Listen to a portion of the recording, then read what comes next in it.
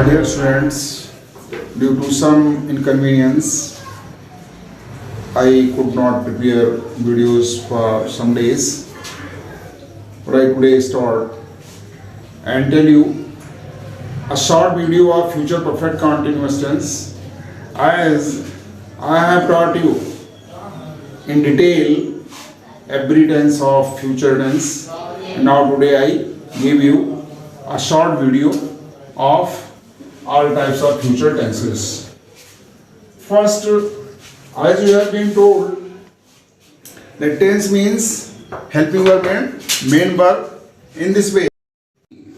In a short way, all types of future tense.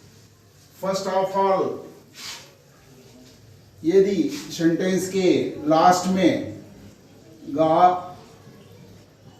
गी या गे में से कोई आता है तो समझ लीजिए आपका जो लिखा हुआ वाक्य है ये किसमें है? फ्यूचर इंडेफिनिट टेंस में है। किसमें है? फ्यूचर इंडेफिनिट टेंस में है। किसमें है? फ्यूचर इंडेफिनिट टेंस में है। और इसमें जो आप हेल्पिंग वर्ब यूज करेंगे वो विल या शैल में से कोई यूज करेंगे। कौन सा यूज करेंगे? विल या शैल में से किसी एक का प्रयोग किया जाता है। विल या शैल, जैसे आप जानते हैं इस चीज को कि आई वी के साथ क्या होता है? शैल होता है, और अनिश्वी के साथ क्या होता है? विल का प्रयोग किया जाता है। एंड इफ, और यदि जो है वाक्य के अंत में रहा होगा,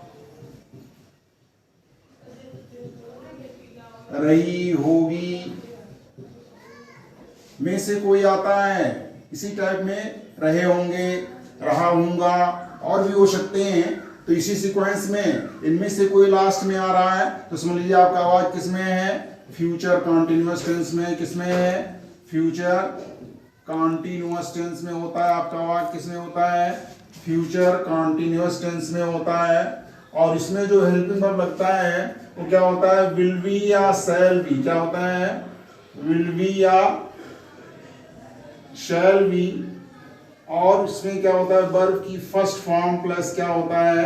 आईएनजी लगाया जाता है। और इसमें क्या होता है? इसमें जो वर्ब की कौन सी फॉर्म होती है? इसमें वर्ब की फर्स्ट फॉर्म होती है, जो पहली अवस्था होती है। जैसे गो वेंट गान है तो गो लगेगा, कम केम कम है तो कम लगता है, इस तरीके से होता है। और यदि वाक्य के लास्ट में चुका होगा या चुकी होगी या लिया होगा, दिया होगा, ली होगी, दी होगी, इस तरीके से कोई वाक्य के लास्ट में आता है तो समझ लीजिए आपका वाक्य किसमें है? आपका वाक्य होता है किसमें होता है? फ्यूचर परफेक्ट टेंस में। किसमें होता है? फ्यूचर परफेक्ट टेंस में होता है। और इसमें जो हेल्पिंग वर्ब यूज किया जाता है वो क्या यूज किया जाता है? विल या शैल तो रहता ही रहता है, विल या शैल तो रहता ही रहता है, और प्लस क्या हो जाता है? हैव का प्रयोग कर दिया जाता है। और फिर हैव के बाद क्या होता है? वर्ब की थर्ड फॉर्म का प्रयोग किया जाता है। As you have been taught already, after have, has और had, third form of the verb is used. हमेशा क्या होता है कि हैज, हैव या हैड में से कोई आता है तो वर्ब की थर्ड फॉर्म का ही प्रयोग किया जाता है। ये ऑलरेडी अंडरस्टूड है। तो इस तरीके से क्या होता है, जब हैव लगाते हैं तो हैव के बाद क्या है? वर्ब की थर्ड फॉर्म का हमेशा प्रयोग किया जाता है। तो इसी तरीके से क्या हो जाएगा? यहाँ पर वर्ब की थर्ड फॉर्म हो जाती है। और यदि मान लीजिए वाक्य के लास्ट में रहा होगा, रही होगी या रहे होंगे, रहा होऊंगा, ऐसे कोई सीक्वेंस में कोई आता है और फिर क्या होता है? कार्य शुरू होने का समय दिया रहता है। क्या दिया रहता है? कार्य शुरू होने का समय दिया रहता है। क्या दिया रहता है? कार्य होने का समय दिया रहता है। कार्य किस समय शुरू हो रहा है ये चीज जो है कंफर्म होती है। अब इसी तरीके से क्या हो जाता है कि यदि कार्य का समय शुरू होने का समय दिया रहता है तो ये क्या कहलाता है, परफेक्ट कंटिन्यूअस में हो जाता है। किसमें हो जाता है, परफेक्ट कंटिन्यूअस में हो जाता है। और देखिए गा जी ये फ्यूचर का संकेत होता है, फ्यूचर का जो है पहचान होता है। तो इस तरीके से ऐसे वाक्य को हम क्या कह सकते हैं, फ्यूचर परफेक्ट कंटिन्यूअस टेंस में होता है। इस प्रकार का लिखा हुआ किसमें होता है, फ्यूचर परफेक्ट कंटिन्यूअस टेंस में होता है। किसमें होता है, फ्यूचर परफेक्ट कंटिन्यूअस टेंस में होता है, कंटिन्यूअस टेंस में होता है। और इसमें क्या हो जाता है, हेल्पिंग वर्ब विल या शैल तो रहता ही रहता है, और प्लस क्या हो जाता है, हैव बीन का प्रयोग किया जाता है। किसका प्रयोग किया जाता है, हैव बीन का।